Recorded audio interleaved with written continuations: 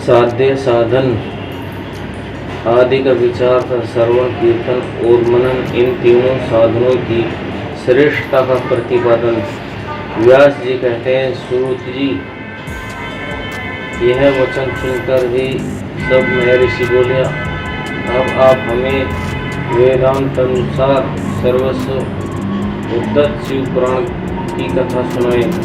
सूत जी ने कहा, आप सब महर्षि गण रोग शोक से रहित कल्याणमय भगवान शिव का स्मरण करके पुराण प्रवर शिव पुराण की जो वेद के सार तत्वों से प्रकट हुआ तथा कथा सुनिए। शिव पुराण में भक्ति, ज्ञान और वैराग्य, इन तीनों का प्रतिपूर्व ज्ञान किया गया है और वेदांत वेग सदस्तु का विशेष रूप से वर्णन है। इस वर्तमान कल्प में जब सृष्टि क्रम आरंभ हुआ, उन 6 पुरुषे महर्षि परम वाद विवाद करते हुए कहने लगे, आमुख वस्तु सबसे उत्कृष्ट है और आमुख नहीं। उनके इस विवाद ने अत्यंत महान रूप धारण कर लिया।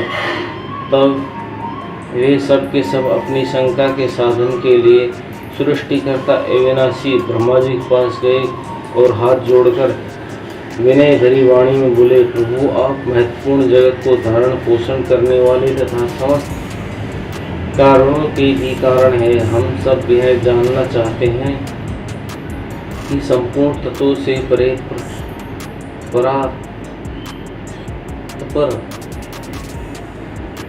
पुराण पुरुष कौन है? ब्रह्मा जी ने कहा, जहाँ से मन सहित वाणी उन्हें न पाकर लौट आती तथा जिनके ब्रह्मा विष्णु रुद्र और इंद्र आदि युक्त यह संपूर्ण जगत समस्त भूतों एवं इंद्रियों के साथ पहले प्रकट हुआ, वे ही देव महादेव सर्वज्ञ एवं संपूर्ण जगत के स्वामी हैं। ये ही सबसे उत्कृष्ट हैं। भक्ति से ही इनका साक्षात्कार होता है। दूसरे किसी उपाय से कहीं इनका दर्शन नहीं होता। रुद्र, हरि, हर तथा अन्य देवेश्वर सदा उत्तम भक्ति भाव से उनका दर्शन करना चाहते हैं। भगवान शिव में भक्ति होने से मनुष्य संसार बंधन से मुक्त हो जाता है। देवताओं की कृपा प्रसाद उनमें भक्ति होती है और भक्ति से देवता का कृपा प्रसाद प्राप्त होता है। ठीक उसी तरह जैसे यहाँ अंकुर से बीज और बीज से अंकुर पैदा होता है, इसलिए तुम सब ब्रह्म ऋषि भगवान शंकर का कृपा प्रसाद प्राप्त करने के लिए भूतल पर जहाँ वहाँ सहस्त्रों वर्षों तक चालू रहने वाले एक विशाल यज्ञ का आयोजन करो।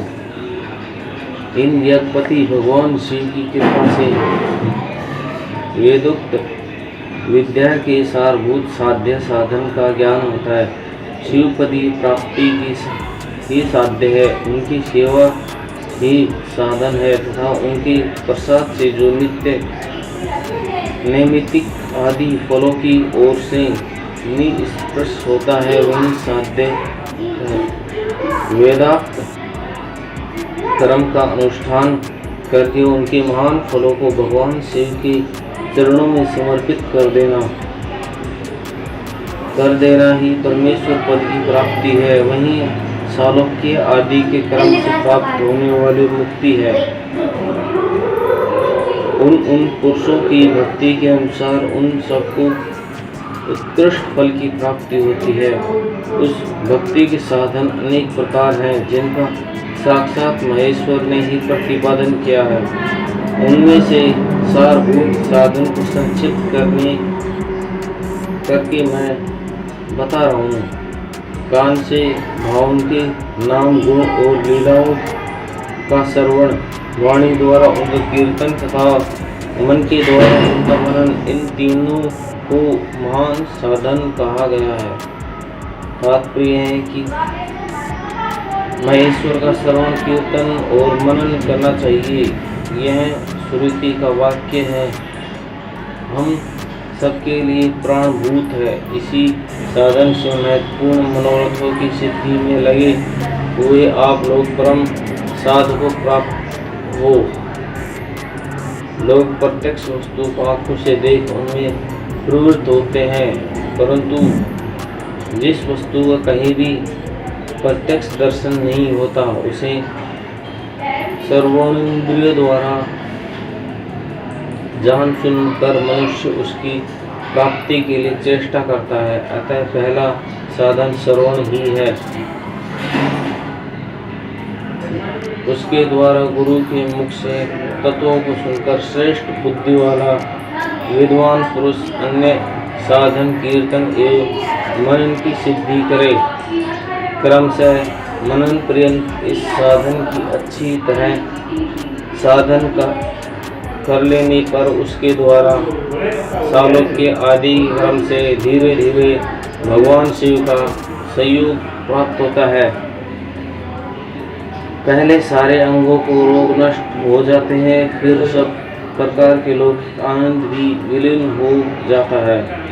भगवान शंकर पूजा करके नामों के जप तथा उनके गुण रूप विलास और नामों का युक्ति प्राय चित्त के द्वारा जो निरंतर परिशोधन या चिंतन होता है उसी को मनन कहा गया है।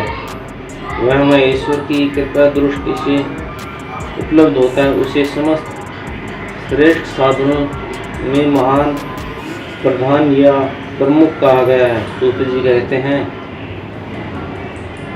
मुनीश्वरों, इस साधन का महात्म्य बताने के प्रसंग में मैं आप लोगों के लिए एक प्राचीन वृत्तांत वर्णन करूंगा, उसे ध्यान देकर आप सुने। पहले की बात है, पराशर मुनि के पुत्र मेरे गुरु वासुदेव जी के सरस्वती नंद जी के सुंदर तट पर तपस्या कर रहे थे। एक दिन सूर्य तुल्य तेजस्वी विमान यात्रा करते हुए भगवान सनत कुमार अस्मात वहां जा पहुँचे। उन्होंने मेरे गुरु को वहां देखा। वे ध्यान में मगन थे, जिससे जगने पर उन्होंने ब्रह्मपुत्र संत कुमार जी को अपने सामने उपस्थित देखा। देखकर वे बड़े वेग से उठे और उनके चरणों में प्रणाम करके मुनि ने उसे अर्घ्य दिया और देवताओं के बैठने योग्य आसन भी अर्पित किया। तब प्रश्न हुए भगवान सनत कुमार विनम्र भाव से खड़े हुए और व्यास जी गंभीर वाणी बोले, मुने, तुम सत्य वस्तुओं का चिंतन करो। वह सत्य पदार्थ भगवान शिव ही है जो तुम्हारे साक्षात्कार के विषय होंगे। भगवान शंकर का श्रवण कीर्तन मनन ये तीनों महत्तर साधन कहे गए हैं। ये तीनों ही वेद सम्मत है। पूर्व काल में दूसरे साधनों के संभ्रम में पड़कर घूमता घामता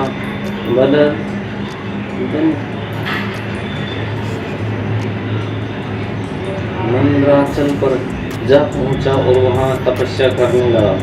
तदनंतर महेश्वर शिव की आज्ञा से भगवान नंदी के स्वर वहां आए। उनकी मुझ पर बड़ी दया थी।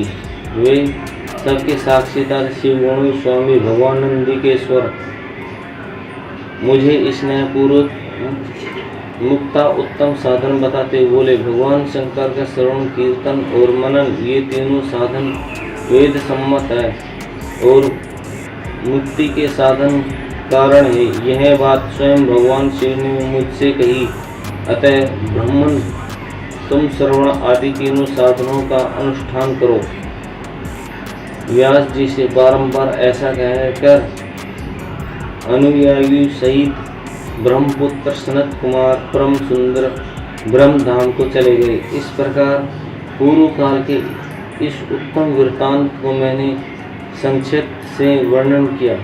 ऋषि बोले, सूत जी, श्रवण आदि तीनों साधनों अपने मुक्ति का उपाय बताया है, किंतु जो श्रवण आदि तीनों साधनों में असमर्थ है वह मनुष्य किस उपाय का अवलंब करके मुक्त हो सकता है? किस साधन भूत कर्म के द्वारा बिना यत्न के ही मोक्ष मिल सकता है?